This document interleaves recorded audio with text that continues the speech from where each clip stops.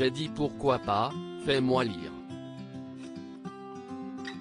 Dans la traque, Philippe Tourton s'est glissé dans la peau de Michel Fourniret dans un diptyque signé Ivrognier et diffusé lundi 15 mars sur TF1, qui retrace l'arrestation puis la détention préventive du tueur en série par la police belge. Invité sur le plateau de C'est à vous, le comédien revient sur ce rôle qu'il a accepté d'endosser sous certaines conditions. Dans un téléfilm où Anne-Elisabeth Lemoine le rappelle, il n'y a pas de voyeurisme ni de scène de crime, précisant que si est très respectueux. Je ne l'aurais pas fait sinon, concède Philippe Tourton. Si le comédien précise que parfois on se dit que l'on peut tout jouer, il estime qu'il y a toutefois une certaine limite. Il y a des trucs qui sont extrêmement délicats, ajoute-t-il, expliquant qu'une scène de crime ou de sévices aurait inscrit la traque dans un genre de film.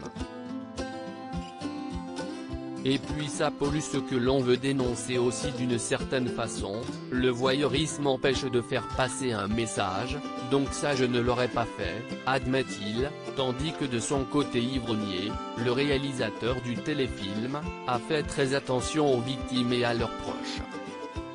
Il ne fallait en aucun cas que l'on puisse les identifier, a-t-il confié à Téléstar.